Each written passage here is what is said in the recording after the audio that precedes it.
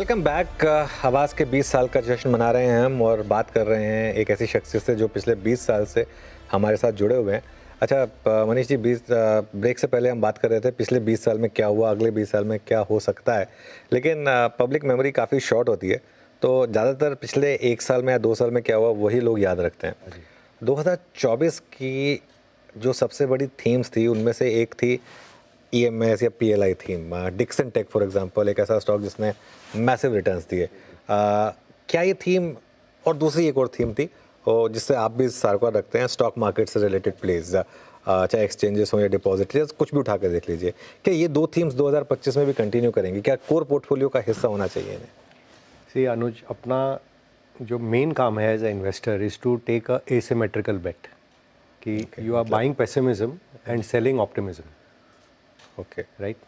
अब ये जो क्षेत्र थे जब शुरू हुए तो सब जैसे ईएमएस में सोचते थे क्या 4% 5% मार्जिन का बिजनेस है, कोई भी कर सकता है। उसमें the skill of managing scale and working capital and multiplicity of vendors and client orders was the real skill and which जैसे डिक्सन ने एकदम ब्रेकआउट करके दिखाया। Keynes is another example where they working capital is very different from the way Dixon manages it। और सिरमा है जो ज़्यादा industrial के तरफ ध्यान देता है, या एम्बर है जो एसी के तरफ ध्यान देता है।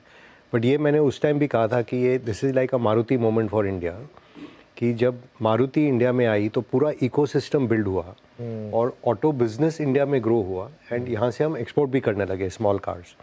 सो ये जो कमिंग ऑफ एप्पल हुआ इंडिया में, कि जैसे कल भी जेक सलिवन ने कहा कि 25% एप्पल का प्रोडक्शन इंडिया में होगा, सैमसंग भी यहाँ आएगा, फॉक्सकॉन भी यहाँ है, तो ये एक इकोसिस्टम बन रहा है। टाटा इलेक्ट्रॉनिक्स की काफ़ी बड़ी कंपनी इसमें खड़ी हो रही है, तो ये एक इकोसिस्टम बन रहा है जिसमें ग्रोथ पोटेंशियल बहुत है। ये लोग आसानी से आई थिंक 30-40% कागर अगले 3-4 सालों में सब बात कर रहे हैं। बट क्वेश्चन इज़, अब आप मल्टीपल दे चुके हो 100 गुना से ज़्यादा, तो अगर आप 40 ग्रो करते हो और 100 के पी हो तो 100 का आपका मल्टीपल घट के समझिए 75 हो जाएगा या 65 हो जाएगा। Even if you grow 50%, still then you grow one more year तो आपका 40 हो जाएगा या 45 हो जाएगा। Still you grow then you will, तो एट सम पॉइंट ये पी आके 15-20 पे आके सेटल होने चाहिए, क्योंकि ultimately return of the business is that only. तो अब कितने साल का ग्रोथ आप आगे पे कर रहे हो और आप में पेशेंस है कि मैं इसे देखूं।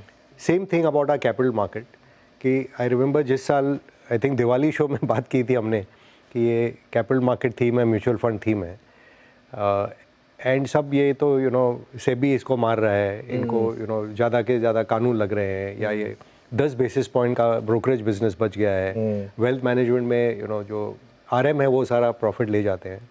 बट ये जो सेक्युलर शिफ्ट हो रहा है फाइनेंशियलाइजेशन ऑफ इंडिया, कि नॉट ओनली आज कैपिटल मार्केट थीम है, ये आप देखिएगा 1.5 साल में वापस बैंकिंग के तरफ सब उछाल आएगा, क्योंकि जब अप साइकिल में आपको लगता है कि ये ग्रोथ अनलिमिटेड चलते ही रहेगा, दूसरे साइड को आप नेग्लेक्ट करते हो, वो एग्जैक्टली रिवर्स हो रहा है उस टाइम और आज में। तो ये थीम एज अ बिजनेस चलेंगे, बट शेयर के भाव इन मेनी केसेस आर सबने discounting a lot of the future. ये जो आपने बात कही ना मुझे बहुत अच्छी लगी, लेकिन एसिमेट्रिकल जो आपने बात कही इसमें, लेकिन कई बार रिस्क होता है ना, अगर आपने इन्होंने को आज ही बेच दिया फॉर एग्जांपल, कहीं जल्दी तो नहीं बेच दिया या फिर कुछ कहीं जल्दी खरीद तो नहीं लिया, तो उसकी टाइमिंग कैसे करें फिर? सी उसका कोई जवाब नहीं है। मैं अगेन एग्जांपल देता था कि आई थिंक इन्फोसिस 2000 के साल में या 2001 में जब टॉप बना था, it was almost in dollar terms I am talking now $45 billion market cap हो गई थी। आज 95 बिलियन है। 24 साल निकल गए।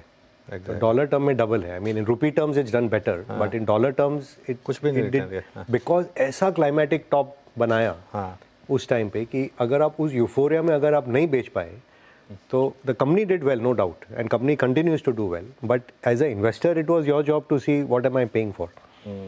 आज जो ये 100-150 के पी मल्टीपल चलते हैं, एटलीस्ट आई फील जैसे not I am in the same league, but जैसे सुनील गावस्कर आते होंगे और ये T20 के स्ट्रोक देखते हैं, ये सूर्य कुमार यादव क्या खेल रहे हैं, who is a great captain today. तो ऐसा मार्केट में कभी कभी हमें भी लगता है कि ये क्या चल रहा है इतना मोमेंटम में। हम लोग जैसे P to growth, P itself is a derivation of return on equity, और उसके ऊपर आप बोलते हो पी टू ग्रोथ मल्टीपल निकाल ले, हम लोग गिनते थे कि 0.5 0.6 तक ले लें तो ठीक है। आज मानते हैं कि इसको 2 टाइम्स ऑफ ग्रोथ पे भी ले लें पीक हो तो कोई प्रॉब्लम नहीं है। जैसे मैंने आपको उदाहरण दिया ईएमएस में 40-50% ग्रोथ है और 100 का पी है, तो you are paying a lot today. और ये ऑलमोस्ट नॉन मैथमेटिकल मार्केट हो गया है कि मोमेंटम जब तक है तब तक हम जारी रहेंगे। एंड ये ऑल्सो एग्जैजर्बेट हुआ है 2 चीज़ों से। एक तो the advent of algorithms who take a trend and extend it maximum. बिल्कुल। ETF जो प्राइस एग्नोस्टिक रहते हैं because they have to play along with the indices. And third is retail जो कि प्योर मोमेंटम खेलते हैं। मैंने पास्ट में भी कहा 3 शेयर मैं इंडिया में देखता था, yes bank, idea, Vodafone and Suzlon. Maximum volume यहाँ होते थे, मैक्सिमम। अब किसी को पूछो कि इनमें क्या कमाई है, क्या होने वाला है, किसी को धारणा नहीं, बट थीम अच्छा है। रिन्यूएबल एनर्जी में सुजलॉन है, बैंकिंग में येस बैंक है, टेलीकॉम बहुत अच्छा है, आइडिया, उस पर अनाप शनाप पैसा लग रहा था। इसमें सब में 30% करेक्शन हो गया है। तो बिना जाने कि क्या होता है you can lose money.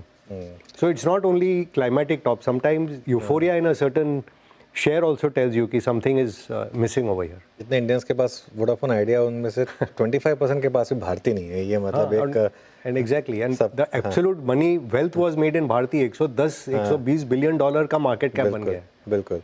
And आज भी अगर जैसे रिलायंस जियो कह रहे हैं कि उनका होपफुली IPO आएगा टेलीकॉम का, और वो भी 120-130 बिलियन से कम में नहीं आएंगे, तो डेफिनेटली भारतीय potentially could lift off even more. Absolutely. चलिए, खैर आपने एक एग्जांपल अच्छा दिया सूर्य कुमार यादव का, शुक्र है कि विराट कोहली का नहीं लिया। नहीं, बट सी जैसे हर ग्रेट प्लेयर के अप डाउन साइकिल होते हैं, स्टॉक्स में भी होते हैं। तो दैट्स ऑल आई से कि if you don't change with the times and you don't stay ahead and keep practicing, क्योंकि वो फर्स्ट टाइम जो डेब्यूटेंट बॉलर है वो भी कभी कभी सचिन का विकेट ले लेता था। तो ऐसे कोई सोच ले कि मैं ही सबसे शाना हूँ और मैं ही जानता हूँ, अपना भी विकेट यहाँ गोल हो जाए। तो we have to keep learning. हमारे बिजनेस का मेन सिद्धांत ये है कि we are life long learners, life long student. बिल्कुल। एंड जो कमाई होती है वो बिजनेसमैन के पीछे होती है। तो जैसे कहते हैं वो बुलक कार्ट के नीचे जो कुत्ता घूमता है, हम लोग अपने आप को अगर वो ह्यूमिलिटी से रखें कि उनके छाँव में हम चल रहे हैं एंड वेल्थ क्रिएटर वो हैं, it will be better for all of us. चलिए, फिर इसी हम्बल नोट पर इस शो को यहाँ समेटेंगे। मनीष जी, बहुत बहुत शुक्रिया आज हमारे साथ जुड़ने के लिए, और अच्छा लगा आपसे बात करके। Thank you so much. चलिए, आप जुड़े रहिए CNBC आवाज़ के साथ।